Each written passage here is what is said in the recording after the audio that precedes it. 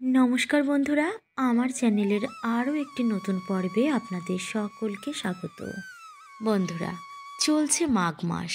এই মাসটিকে বলা হয় ভগবান শ্রীকৃষ্ণের মাস। তাই বন্ধুরা, এই মাসটিকে কিন্তু মাধব মাস বলা হয়। এই মাসে আবার বাগদেবীর আরাধনাও করা হয়ে থাকে। সেই কারণে বন্ধুরা, এই মাসটিকে দেবী সরস্বতীরও মাস বলা হয়ে থাকে। এই মাসটি বছরের অন্যতম গুরুত্বপূর্ণ একটি মাস। বাংলা ক্যালেন্ডার অনুযায়ী এই মাস হল দশম মাস। এই মাসে একদিকে যেমন রয়েছে শ্রীকৃষ্ণের পুষ্যাভিষেক যাত্রা, মাঘের লক্ষ্মী পুজো, মাঘোৎসব, রটন্তী কালী পুজো, তেমনি অন্যদিকে রয়েছে শর্তিলা একাদশী, বিনায়ক চতুর্দশী, চতুর্দশ যম তর্পণ, আর অন্যদিকে বাগদেবীর আরাধনা। এই সমস্ত কিছুই কিন্তু মাঘ মাসে হয়ে থাকে। কোনো কোনো সময় ফাল্গুন মাসেও হয়, কিন্তু বেশিরভাগ ক্ষেত্রে মাঘ মাসেই হয়ে থাকে।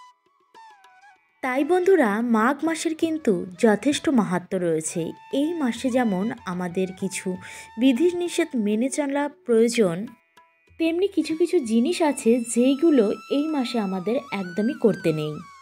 বিশেষ করে বন্ধুরা, এই মাসে আমাদের প্রত্যেকেরই একটি বিশেষ খাবার খাওয়া প্রয়োজন। এই খাবারটি খেলে আমরা সারা বছর ধরে সুস্থ এবং নীরোগ থাকতে পারি। বন্ধুরা, আজ এই ভিডিওতে মাঘ মাসের পালনীয় বিধি এবং মাঘ মাসের মাহাত্ম্য কথা আপনাদের সামনে ব্যক্ত করব।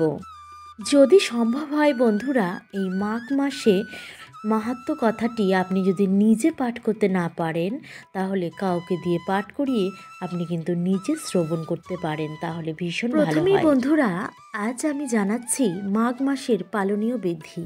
এই বিষয়ে পদ্মপুরাণে বলা হয়েছে, শ্রী হরিবিষ্ণু এই মাঘ মাসে গঙ্গা স্নান করে যতটা খুশি হন, পূজায় ততটা খুশি হন না। কিংবদন্তি অনুসারে গৌতম ঋষি মাঘ মাসে ইন্দ্রদেবকে অভিশাপ দিয়েছিলেন। প্রায়শ্চিত্ত করার জন্য ইন্দ্র সহ সমস্ত দেবদেবীগণ এই মাসে গঙ্গা স্নান করেছিলেন, আর এরপরেই ইন্দ্রদেব অভিশাপ থেকে মুক্তি পান। তাই এমনটা বলা হয়, যে ব্যক্তি এই মাসে গঙ্গা স্নান করেন তার পূর্বজন্মের এবং ভবিষ্যতের পাপ দূরীভূত হয়ে যায়।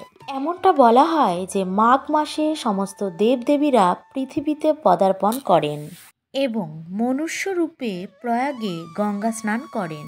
দ্বিতীয়ত বন্ধুরা, এই মাসে পৌষ মাসের ন্যায় সূর্যদেবের উদ্দেশ্যে অর্ঘ্য নিবেদন করতে হয়।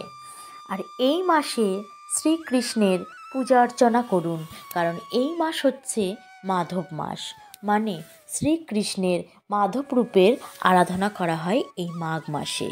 যদি প্রতিদিন শ্রীকৃষ্ণের নাম নেওয়া যায়, তাহলে বাস্তুদোষ থেকে আপনি মুক্ত হবেন। বন্ধুরা, মাঘ মাসে যে খাবারটি গ্রহণ করার কথা একটু আগে বলেছিলাম, সেটি হলো গুড় এবং তিল। এই তিল যদি আপনারা পুজো এবং স্নান দানের ক্ষেত্রেও ব্যবহার করেন, তাহলেও আপনার সংসারে উন্নতি আসে। বন্ধুরা, এই মাসে তিল দানের পাশাপাশি গুড়, কম্বল, ঘি, গীতা, অন্ন, বস্ত্র, শীতের পোশাক প্রভৃতি জিনিস দান করুন। সর্বোপরি এই মাসে যদি ভিখারিও আপনার বাড়িতে আসে, তাকেও কিন্তু খালি হাতে ফেরাবেন না। যদি আপনার কাছে দেওয়ার মতো কিছু না থাকে, একটি টাকা হলেও কিন্তু তাকে দিয়ে বাড়ি থেকে তারপরে যেতে দেবেন। বন্ধুরা, এই মাসে যতটা পারবেন ভাজা সম্পর্কিত খাবারগুলো থেকে দূরে থাকুন, মানে না খেলে সব থেকে বেশি ভালো হয়। এই মাসে দীর্ঘক্ষণ বিছানায় ঘুমানো, স্নান না করা, এগুলোকে খারাপ বলেই গণ্য করা হয়ে থাকে।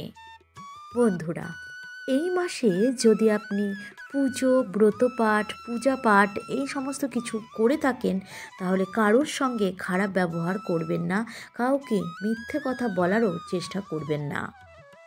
এবার বন্ধুরা, আপনাদের সামনে ব্যক্ত করতে চলেছি মাঘ মাসের মাহাত্ম্য কথা। শুরু করছি বন্ধুরা শ্রী মাধব মাসের মাহাত্ম্য কথা। পদ্মপুরাণে বর্ণিত দিলীপ একদিন উপযুক্ত পোশাকাদি পরে বনে শিকার করতে গেলেন। শিকারের সমস্ত সরঞ্জাম, সাঙ্গপাঙ্গ ইত্যাদি সমস্ত কিছু নিয়ে যাত্রা শুরু করলেন। ক্ষত্রিয়দের যুদ্ধ করাই ধর্ম, কিন্তু শান্তির সময়ে যখন যুদ্ধ থাকে না তখন বনে গিয়ে শিকার করা অনুমতি তাদেরকে দেওয়া হয়েছে। তিনি শিকারে গিয়ে এক জন্তুর পেছনে ছুটতে ছুটতে তিনি গভীর বনের মধ্যে পথ হারিয়ে ফেলেছিলেন। বহুক্ষণ ঘোরাঘুরি করতে করতে এক সুন্দর একক পদ্মদল শোভিত পাখিদের কুঞ্জনরত একটি বিশাল জলাশয়ের কাছে এসে উপস্থিত হলেন। সেখানে একজন মুনির সাথে দেখা হলো। রাজা তাকে দেখা মাত্রই শ্রদ্ধার সাথে তাকে প্রণাম করলেন। রাজাকে পরিশ্রান্ত আর দেহের পোশাকাদি ধূলিময় দেখে মুনি মন্তব্য করলেন, এই পূর্ণ মাঘ মাসের প্রাতে তুমি এখনো স্নান সম্পন্ন করনি? রাজা কৌতূহলবশত জিজ্ঞেস করলেন স্নানের তাৎপর্য কী, এবং মুনির নির্দেশ অনুযায়ী রাজা বশিষ্ঠ মুনির কাছে যান পূর্ণাঙ্গ উত্তর পেতে। বশিষ্ঠ মুনি বললেন, বৈশাখ, কার্তিক ও মাঘ এই 3টি মাস অতিক্রম হয়ে বসন্ত থেকে শীত ঋতু আরম্ভ হয়। পুণ্যবান প্রার্থীদের এই সময় সমস্ত পাপ ধৌত হয়, আর সমস্ত প্রক্রিয়াটাই ভগবান শ্রীকৃষ্ণের সন্তুষ্টির ওপর নির্ভর করে। অন্যদিকে ঠিক একই সময়ে হিমালয়ের মণিকূট পাহাড়ের ফল, ফুল, অন্যান্য বনস্পতি সহ আবিষ্ট ভৃগুমণির কাছে এক বিদ্যাধর দম্পতির আগমন হয়। তারা কোনো কারণে বামার্থিক দিক থেকে উদ্বিগ্ন, সেটা তারা মুনির কাছে প্রকাশ করেন। তখন ভৃগুমণি তাদেরকে বলে, গোটা মাঘ মাস জুড়ে প্রাতকালে স্নান করবে।